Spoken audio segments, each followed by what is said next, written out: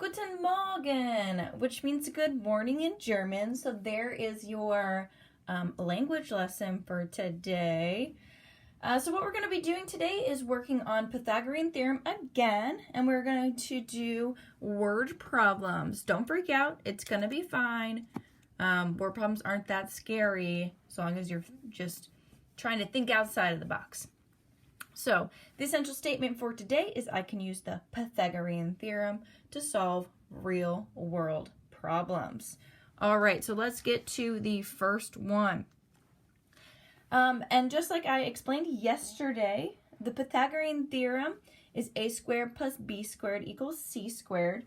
And it only works with right triangles, right? So let's put a little note in here. Only right triangles. We want to make a little right triangle. And a squared and b squared, those are the legs, and c squared is the hypotenuse.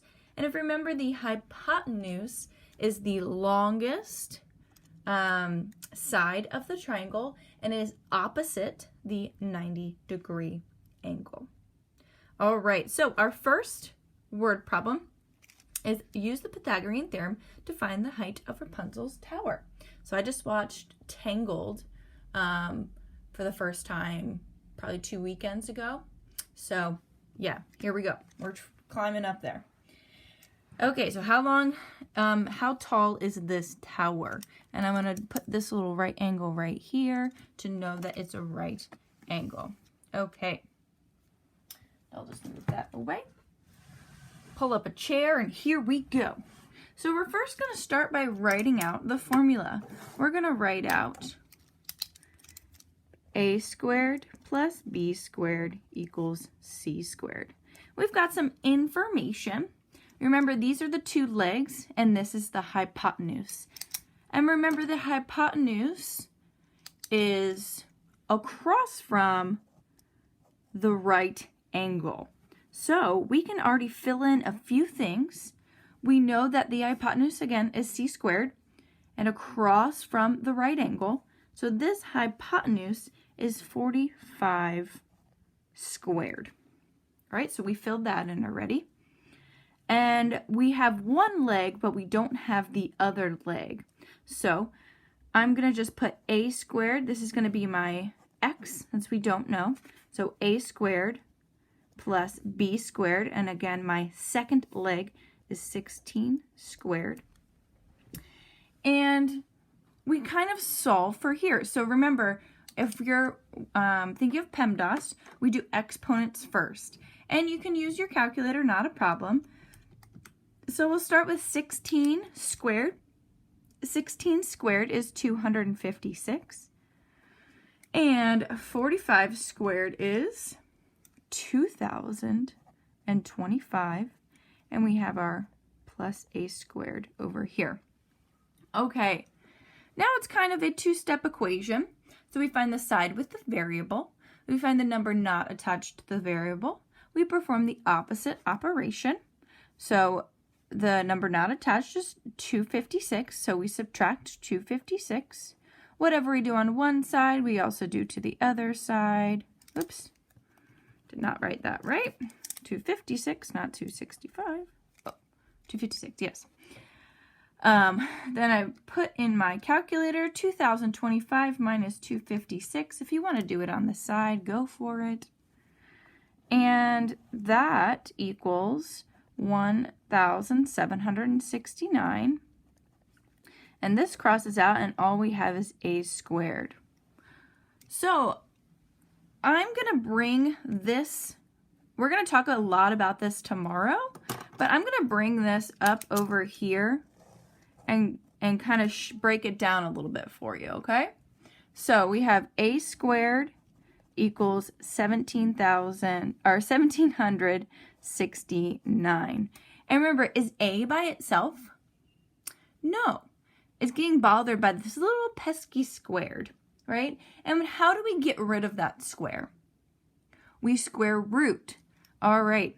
So our square root, if we go like this, it's a square root. That cancels that out. But whatever we do to one side, we also do to the other side. So now I have a equals the square root of 1,769.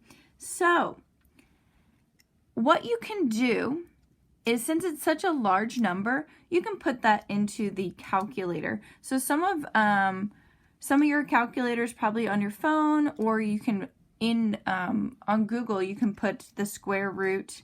What is this? You can ask Siri, what is the square root of 1,769? And what's going to show up is that a equals 42.059481169. That's what showed up on my calculator. So I have my calculator here, and I second square root, and then put 1,769. Okay, that's what popped up. But you just need to look at the directions and see what they're asking for. So for here, we're going to round it to the nearest hundredth. So what I'd really need is a equals 42.06 feet, and make sure that you label it. You could break it down into smaller square roots, but this is going to be the what the directions are telling you. So that is what our x equals. The height of Rapunzel's tower is 42.06 feet. Okay. All right, we're going to move on to question number 2. So it says, and again, pause this if you are confused, if you are lost and like, I don't understand this. Pause it. It's the best thing about distance learning. Pause it and rewind it, play it again, and see if there is something you missed or, yeah. Okay, so the distance between the home and the park is 3 miles. The distance between the park and Target is 9 miles. What is the distance between home and Target? Okay, so my lovely, you know how I'm such a great artist. This is a home, this is the park, and that's Target. So let's read it again. The distance between home and the park is 3 miles. So that is important. Between the home and the park. So if you want to draw things in there, go for it. So between the home and the park, that is 3 miles. The distance between the park, so I've got my little park right here, and Target is 9 miles. So from here to Target is 9 miles. What is the distance between home and Target? So I'm going to make my line between home and Target.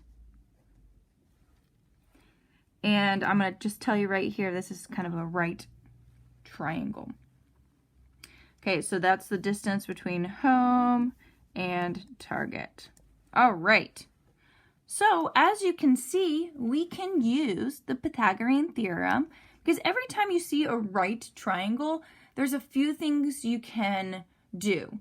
You can use Pythagorean Theorem, where you can do 45, 45, 90 degree triangles or special triangles, but we're not going to get into special triangles right now.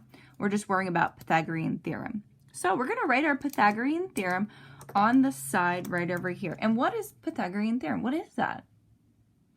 It is a squared plus b squared equals c squared. All right, if you want to label what each thing is, I think that might be really helpful. So a squared, that's a leg. All right, so we're going to make this a. And then b is also another leg. So I'm going to write leg, leg, hypotenuse. So b squared is the other leg. So I'm going to label that b. And hypotenuse, that is across from the 90-degree angle, and it is the longest side. So I'm going to have that as c. Okay, now let's just plug in our formula. So a squared, let's look at a. a is 3, so a squared, 3 squared plus b. b is 9, so 9 squared equals c. Do we know c? No, so we just put c squared. Okay, now we are going to solve it. 3 squared, 3 times 3 is 9. Great job. 9 times 9 is 81. Yep. And that equals c squared. Okay, now 9 plus 81. 90. Good job. Equals c squared. And we've got one more step to do. Remember, c is getting bothered by this pesky little square. So, in order to get rid of the square, we need to square root it. So we put square root, that takes care of that. Whatever we do on one side, we also do to the other side. So since this is a little bit smaller, we can actually start to break it down into different square roots and try to see if there is a perfect square in there. So if I kind of look at it, I know that since it ends in a 0, that it has something times 10. So what times 10 equals 90? 9 times 10. Okay, so now I have the square root of 9 times the square root of 10 equals c. Are any of these perfect squares? Yeah, so 9, what two numbers that are the exact same multiplied together equal 9? Well, we figured it out right here. 3. So 3 and 10, it's not a perfect square, so we can just leave it as a square root. So it'd be 3 square root 10 is what c equals. So 3 square root 10. And it is okay to end with a square root. That's probably what the question is asking. You just have to read the directions. If you want to put it in your calculator as 3 square root of 10, you get a decimal of 9.486832981.